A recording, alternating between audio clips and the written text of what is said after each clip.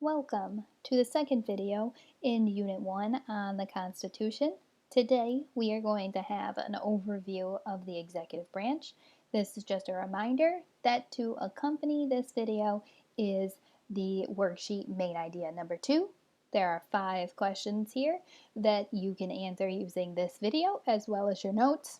Remember, we are answering these in complete sentences when possible, which all of these questions need complete sentences, so do your best, and let's get started. Last time we came together, we talked about the legislative branch. Remember, as Article 1 of the Constitution, the legislative branch was designed to make the laws. The legislative branch is composed of 2 houses in Congress, which is the Senate and the House of Representatives, and their responsibility is to make the laws that best suit the people. So, the next article of the Constitution, or part of the Constitution, deals with the executive branch. The main duty of the executive branch is to enforce the laws that are created by Congress. Now, who's involved in the executive branch? First and foremost, we have the president. The president serves for a term of 4 years and may be re-elected once to serve a total of 8 years. In the original Constitution, it did not say anything about a term limit. We saw that be introduced by the 22nd Amendment. This was passed saying a president can only serve 2 terms, 8 years, that's it. 22nd Amendment. Now, who else is a part of the executive branch? That would be the vice president. There are specific duties that are left to the president, and those are, first, to conduct foreign affairs. As the leader of the country, the head of the country, they will go out and discuss with other leaders of the country our relationship between the United States and that country. So they conduct foreign affairs. Another title that the president holds is Commander-in-Chief. As Commander-in-Chief, the president can send troops where they see fit. This is not, and I need you to know this is not a declaration of war. The only branch that has the power to declare war is Congress. The president, as Commander-in-Chief, can send troops where they see fit, but has to ask for a declaration of war from Congress. The president also has the power of veto. Those bills that are being proposed by Congress come to the desk of the president, and the president can veto them, which just means he rejects them, disapproves, does not sign it. Now, the president can outright sign the veto, and that is the end of it. The president can also do what is called a pocket veto, which means that the president doesn't just outright veto it. Instead, the president can let the bill sit on their desk until Congress is not in session, and then the bill expires. The reason the president might do this is to avoid political turmoil. It's a lot easier to just let it go softly into the night and expire than slap a veto on it and get people a little riled up. The president also has the power to appoint federal officials. Those federal officials can be judges, Supreme Court justices, cabinet members, advisors, and department heads. The president may also grant pardons. Now, a pardon from the president is a relief from a crime at the federal level. So, the president is not excusing you from parking tickets. If the president uses a pardon, it is for a federal crime that someone has committed or was found guilty of. So a presidential pardon is used for federal crimes. Now, as a part of the executive branch is the cabinet. I mentioned that the president has the power to appoint cabinet members. So where did the cabinet come from? The cabinet is not in the Constitution. It is an example of what we call the unwritten Constitution because it comes from tradition. Washington, as the first president, formed his cabinet with 4 members.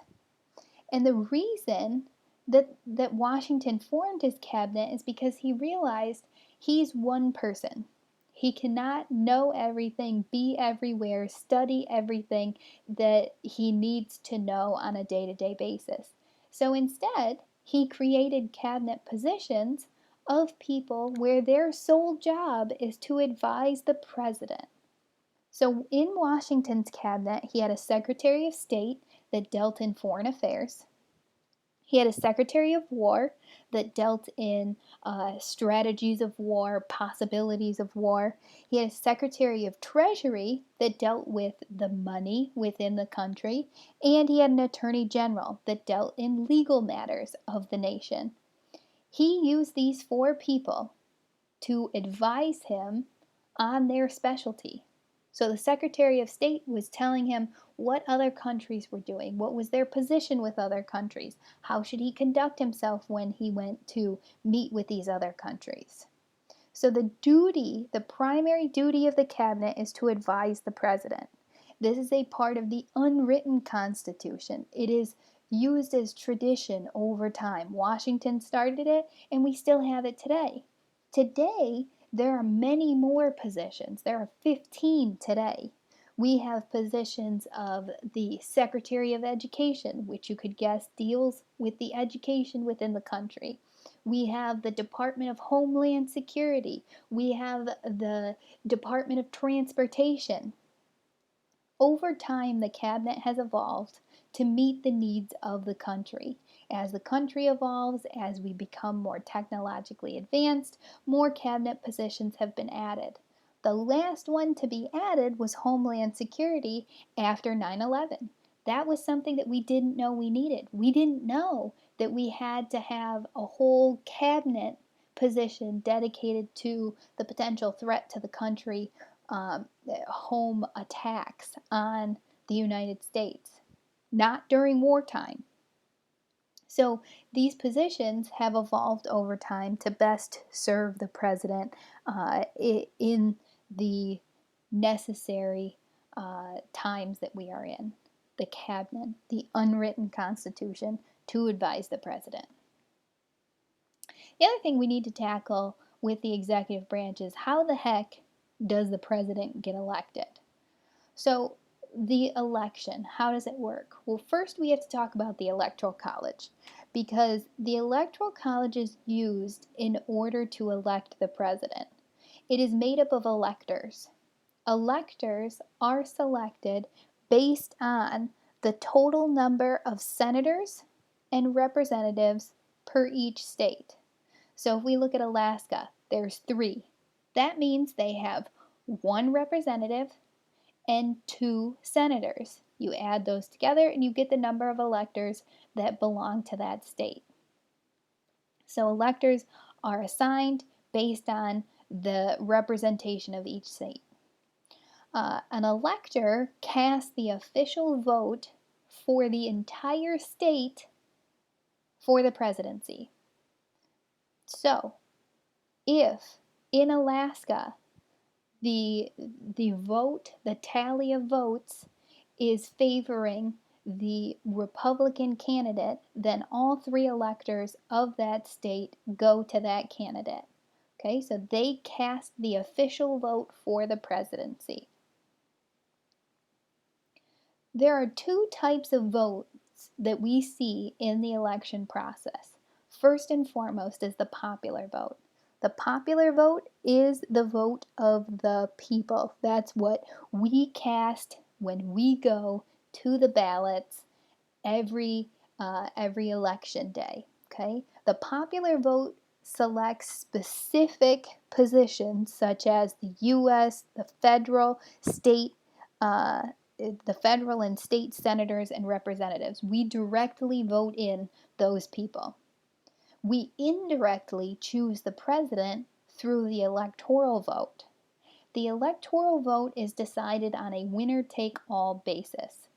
What does that mean? It means that within the state, we'll stick with Alaska, within the state of Alaska, if the majority of the popular vote, when the people went and cast their ballot, is choosing the Republican candidate, then all of the electoral votes go to the Republican candidate.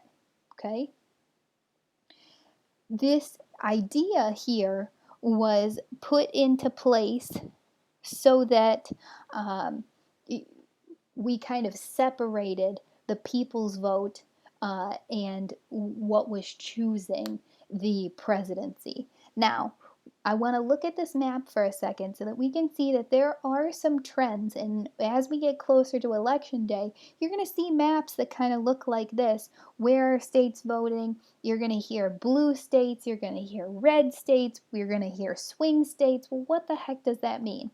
Well, when we look at the map from the 2000 election, 2004, 8, 12, and 16, we can see some trends here. You can see that along the coast here, we have some blue states. They stay blue throughout all of these election cycles. The same with the East Coast up here. You see blue, blue, blue, blue. Okay? So blue states versus red states, which you can see the red states are in the center mostly. Some change, most do not. These states traditionally vote either Democratic, which is blue, or Republican, which is red. So those are trends that we see in the map. Now there are swing states. These states change over time. So you see over here we have Nevada. Nevada in the 2000 election is red, red in the 2004, blue in 2008, blue in 2012, blue in 2016. So it's not always the same. Same thing goes for Florida. You see red, red, blue, blue, red. It changes. And we could go through a whole bunch of them here. The last one we're going to do is Ohio. You see red here, blue, blue, red. It changes. It's not consistent. Okay, it's not like Texas that is red for all of them. It's not like New York, which is blue for all of them. Okay, so you see swing states that could potentially go either way. Now, this is important when you see where the campaigning happens. You're not going to see candidates come to New York because New York is a traditionally blue state. You're not going to see candidates go to Montana because it's a traditionally red state. You are going to see candidates go and campaign in states like Ohio, Pennsylvania, Florida, because those states are what we call swing states. They could go either way. They're not solid in one color or the other. Okay, so I want you to watch a video real quick that talks a little bit more about the Electoral College, and then we'll finish up with it in just a second so you can see a little bit more about these trends.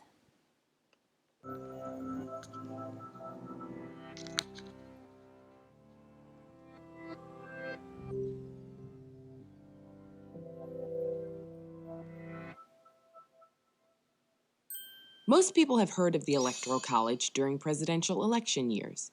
But what exactly is the Electoral College? Simply said, it is a group of people appointed by each state who formally elect the President and Vice President of the United States. To understand how this process began and how it continues today, we can look at the Constitution of the United States. Article 2, Section 1, Clause 2 of the Constitution. It specifies how many electors each state is entitled to have. Since 1964, there have been 538 electors in each presidential election. How did they decide on the number 538? Well, the number of electors is equal to the total voting membership of the United States Congress, 435 representatives plus 100 senators and 3 electors from the District of Columbia. Essentially, the Democratic candidate and Republican candidate are each trying to add up the electors in every state so that they surpass 270 electoral votes, or just over half of 538 votes, and win the presidency. So how do states even get electoral votes? Each state receives a particular number of electors based on population size. The census is conducted every 10 years, so every time the census happens, states might gain or lose a few electoral votes. Let's say you're a voter in California, a state with 55 electoral votes. If your candidate wins in California, they get all 55 of the state's electoral votes. If your candidate loses, they get none. This is why many presidential candidates want to win states like Texas, Florida, and New York. If you currently add up the electoral votes of those three states, you would have 96 electoral votes. Even if a candidate won North Dakota, South Dakota, Montana, Wyoming, Vermont, New Hampshire, Connecticut, and West Virginia, they would only gain 31 electoral votes total from those 8 states. Here's where it can get a little tricky. On a rare occasion, like in the year 2000, someone can win the popular vote but fail to gain 270 electoral votes. This means that the winner may have won and collected their electoral votes by small margins, winning just enough states with just enough electoral votes, but the losing candidate may have captured large voter margins in the remaining states. If this is the case, the very large margins secured by the losing candidate in the other states would add up to over 50% of the ballots cast nationally.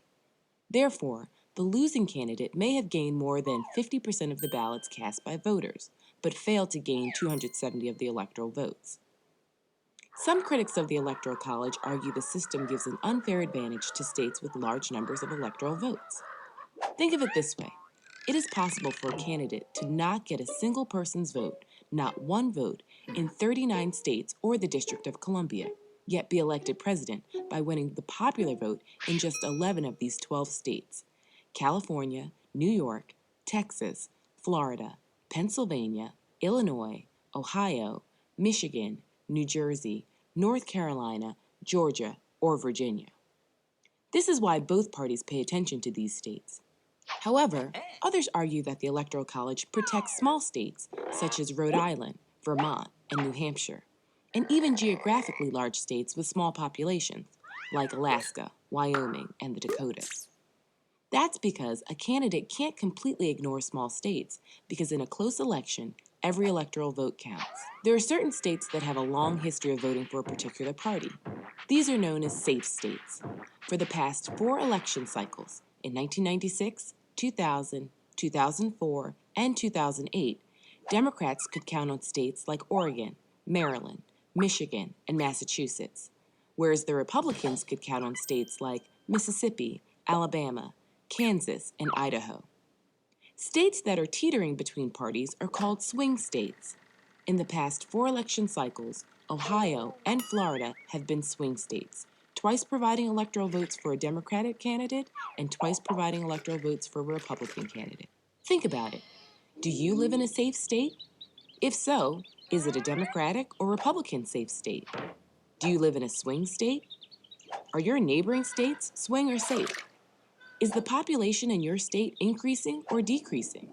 And do not forget, when you're watching the electoral returns on election night every 4 years and the big map of the United States is on the screen, know that the magic number is 270 and start adding. All right, so I know that that video was a little bit long, but it really shows you how the strategy works in the Electoral College. You're going to see candidates campaign in the larger states with the larger number of electoral votes than you are in the smaller states. More money is going to be spent on campaign ads in the larger states with the higher population than they are in the smaller population states, because at the end of the day, you want to get to that magic number of 270 to win the presidency. So, what's the purpose of all of this electoral college business? Why was it put in the Constitution in the first place? Well, the reason that it was put in the Constitution was to create a separation from the general population and who was picking the president. The founding fathers did not believe that the general population was intelligent enough to choose who was going to lead this great nation. And the reason for that being is education in the early years of the country, not something that was happening. News, not at our fingertips. Getting the newspaper, not a big thing. in the beginning of the country. So people may not have even known who was running for the presidency. And if they didn't know who the names were, how were they supposed to know what platform they were running on? What were the specific issues that president was going to tackle? So the founding fathers created the Electoral College to separate the people from choosing the president. The way it worked originally is the people who could vote, which at the beginning of the country you had to be a white landowning male in order to cast any vote, those voters would choose their electors. Those electors would then go on to cast the vote for the presidency. So it was possible in the origination of the Electoral College to know who your elector was, but have no idea who was running for president, which is crazy. So this was to create a country that was choosing a worthy candidate for the presidency. Now the Electoral College is kind of a formality. It is how I described it to you. The popular vote really chooses who the electors vote for. You don't really see a whole lot of rogue electors voting against the popular vote. In some states, they even have contractual obligations to vote based on the popular vote. They cannot vote for whoever they want to. So that leads to the question of, do we even need the Electoral College? Well, there's an argument out there that we should get rid of the Electoral College, that it should just be based on popular vote. And that's a possibility. It could happen, but the way we get rid of the Electoral College is with an amendment to the Constitution, and that is no easy task. In order to abolish or get rid of this process, we have to have another plan in place. And as of now, we don't have one. Nobody has come up with a better system on paper to replace the Electoral College. So, in this election cycle in 2020, come November 3rd, the Electoral College will be working, and the magic number that you're watching for is 270. 270 electoral votes in the Electoral College in order to win the presidency. Now, next time we come together, we are going to talk about the judicial branch. Remember that you need to complete your main idea worksheet number 2. Answer these 5 questions based on your notes and this video. And any questions that you have, please contact